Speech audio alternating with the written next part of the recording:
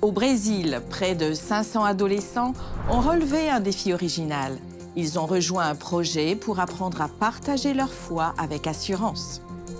Dans les Caraïbes, un hôpital adventiste est entré dans l'histoire nationale en réalisant la première chirurgie endoscopique de la colonne vertébrale de la région. Une avancée qui allie innovation médicale et soins compatissants guidés par la foi. Et la réunion de printemps est l'un des rassemblements administratifs les plus importants de l'Église adventiste du 7e jour. Il a lieu chaque mois d'avril au siège mondial de l'Église dans le Maryland aux États-Unis. En 2025, des délégués des 13 divisions mondiales se sont réunis pour évaluer les progrès de la mission de l'Église et approuver un nouveau plan stratégique pour les 5 prochaines années. Dans cet épisode, vous découvrirez les moments clés de cette rencontre et verrez comment ces décisions sont liées au plus grand événement mondial de l'Église, la session de la Conférence générale, qui se tiendra en juillet et réunira des milliers de membres du monde entier. Ces histoires inspirantes et bien d'autres maintenant sur ANN.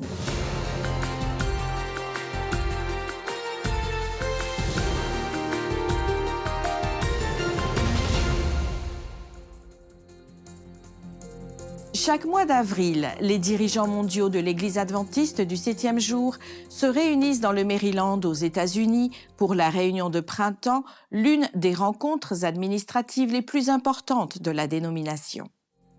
En 2025, des délégués de toutes les 13 divisions mondiales, des champs rattachés et des départements institutionnels se sont réunis pour examiner les progrès de la mission de l'Église et approuver des décisions stratégiques clés qui façonneront les 5 prochaines années.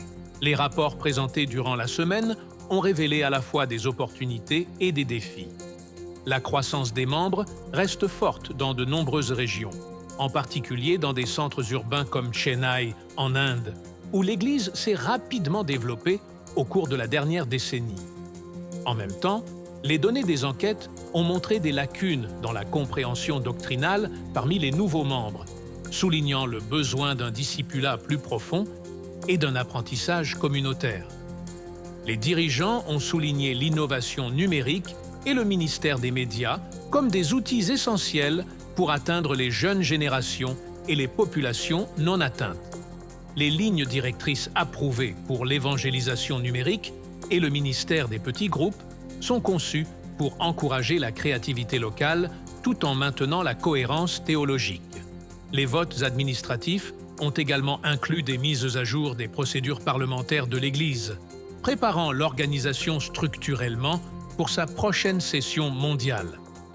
Les rapports financiers ont souligné l'importance d'aligner les ressources sur les objectifs de mission, rappelant aux dirigeants que la gestion doit refléter l'urgence de l'appel de l'Église.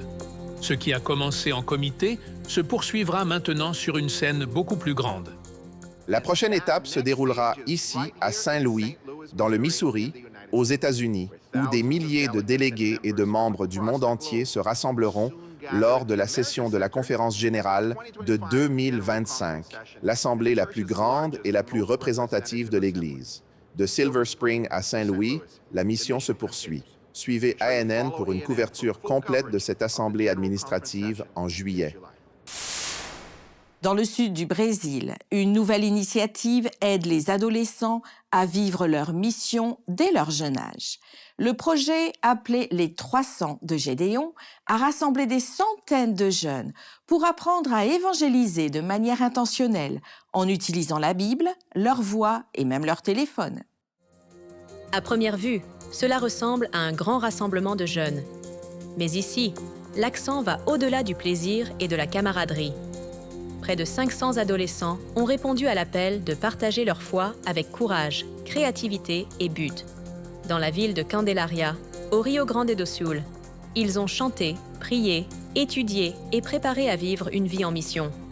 Le nom du projet vient d'une histoire biblique bien connue. Gédéon était un leader face à une bataille impossible. Il a commencé avec 32 000 soldats.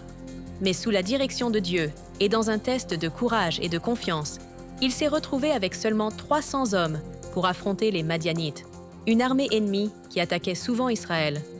Avec foi, stratégie et travail d'équipe, ils ont vaincu une force beaucoup plus grande. Une victoire qui a prouvé que lorsque vous avez un but clair et suivez la direction de Dieu, l'impossible peut se produire. Dans cet esprit, les adolescents ont participé à une formation pratique. Ils ont appris comment inviter quelqu'un à étudier la Bible, comment organiser des rassemblements spirituels avec des amis, et comment parler de la foi, à la fois en public et en ligne. Chaque atelier était adapté à cette génération et était dirigé par des pasteurs et des mentors expérimentés qui croient au pouvoir de la jeunesse. Ils sont l'Église d'aujourd'hui et il est important pour eux d'apprendre à être des missionnaires. Jeunes ou adultes, ils porteront cette mission en avant. Ainsi, nous nous assurerons que les générations futures soient aussi missionnaires. Un des invités spéciaux était l'influenceuse chrétienne Anna Ju, qui a partagé son témoignage personnel et a montré comment même un profil sur les réseaux sociaux peut devenir un outil d'espoir. À la fin de l'événement, chaque participant a reçu une Bible personnalisée et a été mis au défi d'offrir des études bibliques à au moins une personne. Beaucoup sont partis en pensant déjà à des noms et en faisant des plans. Nous devons travailler avec la base, avec les nouvelles générations pour qu'elles s'engagent dans la mission, pour que l'Église soit toujours missionnaire. C'est la mission de l'Église, d'être toujours missionnaire.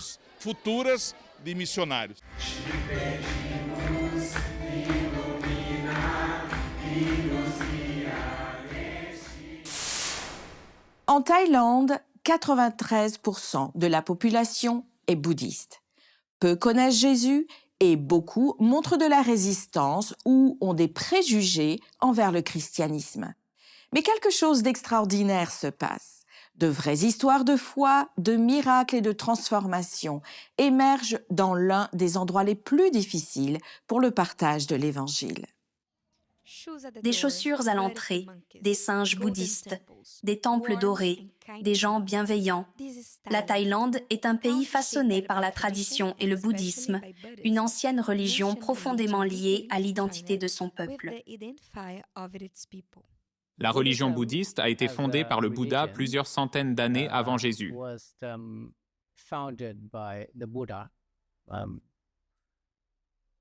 L'enseignement du Bouddha porte sur le fait que la vie est souffrance. Et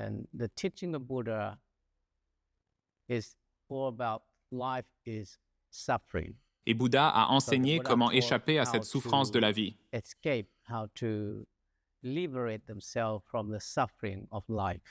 Cette religion profondément enracinée laisse peu de place aux expressions du christianisme. Il faut environ 7 ans à un bouddhiste pour se convertir au christianisme. Cette statistique reflète la présence plus forte d'un bouddhiste, non seulement en Thaïlande, mais aussi dans les pays voisins et le monde entier. Environ 7% de la population mondiale se dit bouddhiste.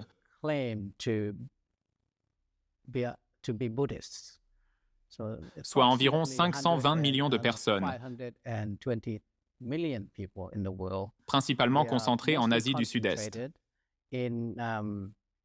Dans des pays comme la Thaïlande, qui a le plus grand nombre, le Cambodge, le Laos, le Myanmar, le Vietnam, le Sri Lanka, certaines parties de l'Inde, le nord-est de l'Inde, ainsi que le Bhoutan, Taïwan, le Japon, la Chine, la Corée, Macao, Hong Kong, la Mongolie et certaines parties de la Russie.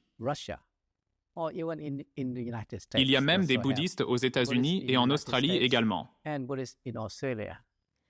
En raison de cette réalité, la présence du christianisme en Thaïlande est faible, mais elle est significative et résiliente. Nous pouvons prier pour eux, pour ceux qui ont des problèmes dans leur vie. Nous pouvons leur dire, regardez, notre Dieu est le plus puissant. Il peut vous guérir. Parfois, Dieu accomplira des miracles en notre nom. Et les bouddhistes expérimentent ainsi le pouvoir de Dieu dans leur vie.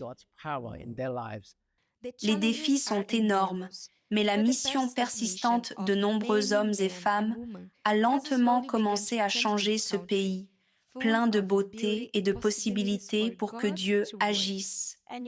Dieu est un Dieu admirable. C'est un Dieu si merveilleux. Et il m'a tant aimé.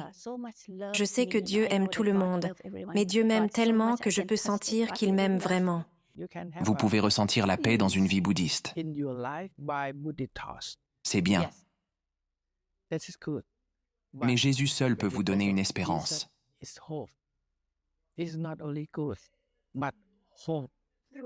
Jésus est la source de notre espérance. L'Église adventiste du 7e jour envoie des missionnaires pour faire connaître Jésus jusqu'à son retour. Une Bible portée par des milliers de voix. Chaque verset lu par une personne différente. L'initiative Plus de 31 000 voix avec la parole parcourt le Brésil pour donner vie à ce projet. L'idée est révolutionnaire. Transformer l'ensemble de la Bible en une expérience audio partagée qui met en avant les accents et les cultures de différentes régions et origines. Avec plus de 31 000 versets, des Brésiliens ordinaires, tant dans le pays qu'à l'étranger, enregistrent la Bible en portugais.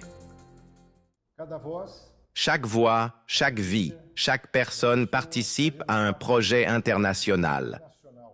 Le Brésil et d'autres pays se rassemblent pour l'enregistrement d'une Bible qui n'a jamais été enregistrée dans l'histoire de l'humanité, chacun collaborant avec un verset biblique.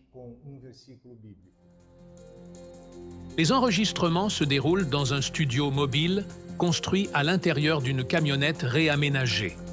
Depuis 2022, le projet a déjà parcouru plus de 15 000 kilomètres à travers plusieurs États brésiliens. L'objectif est d'atteindre 50 000 kilomètres d'ici 2027, lorsque la version finale sera lancée et mise à disposition gratuitement sur des plateformes numériques. Environ 95% des enregistrements se font à l'intérieur du studio mobile. Mais des locuteurs portugais vivant à l'étranger contribuent aussi à ce projet. Chaque participant choisit un verset et peut le lire soit à partir d'une Bible imprimée, soit d'un écran installé dans le studio. Ce qui se construit ici est plus qu'un fichier audio. C'est un portrait de la diversité brésilienne.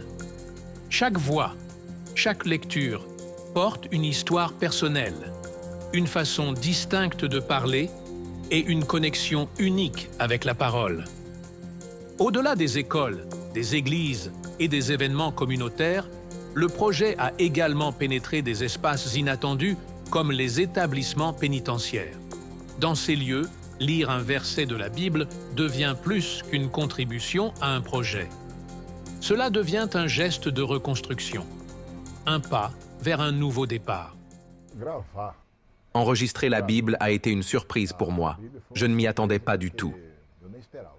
Mais chaque homme a un rêve, et ce rêve est de partager le message d'espoir.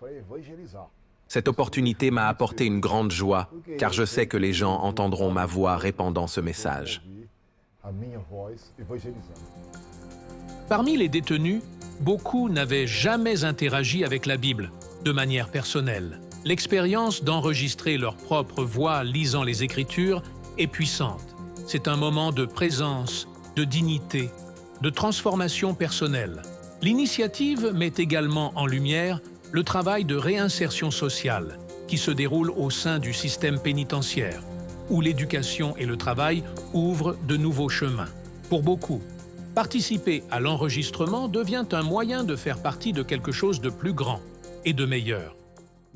Aujourd'hui, ils ont cette opportunité de créer un nouveau chemin et une nouvelle histoire pour eux-mêmes et leurs familles. Finalement, chaque voix enregistrée s'unira dans une seule Bible audio, à la fois populaire et inclusive. L'objectif est que les gens rencontrent la parole vivante à travers la parole écrite. Que Jésus puisse sortir des pages de la Bible pour entrer dans la vie des gens, des communautés, des foyers et des pays. Un hôpital adventiste dans les Caraïbes réalise la première chirurgie endoscopique de la colonne vertébrale. Cette étape reflète l'engagement de l'institution envers des soins de santé de haute qualité et innovants et témoigne de sa mission de guérison holistique et de soins compatissants aux patients. Situé à Port of Spain, Trinidad et Tobago, l'hôpital communautaire des Adventistes du 7e jour a marqué l'histoire médicale en devenant le premier établissement du pays à réaliser une chirurgie endoscopique de la colonne vertébrale. Le docteur René Cruikshank, neurochirurgienne consultante et chirurgienne de la colonne vertébrale, a réussi à effectuer cette procédure peu invasive, marquant une nouvelle avancée dans les soins de la colonne vertébrale. La chirurgie endoscopique de la colonne vertébrale est une technique très avancée qui minimise les dommages aux tissus, réduit la douleur post-opératoire et accélère la récupération. Le docteur Kern Tobias, président du conseil d'administration de l'hôpital et président de l'Église adventiste du 7e jour dans les Caraïbes, a loué le leadership de l'hôpital et son équipe dévouée de plus de 100 professionnels pour leur engagement envers des soins médicaux innovants et de haute qualité dans la région. Les médecins espèrent que cette procédure avancée sera bientôt introduite dans les hôpitaux publics, la rendant accessible à un plus grand nombre de patients. Fondé en 1948, l'hôpital communautaire des Adventistes du 7e jour offre une large gamme de services médicaux avec un fort accent sur des soins compatissants et centrés sur le patient, dans le cadre de sa mission de service et de guérison. Après près d'un an de mission, de jeunes bénévoles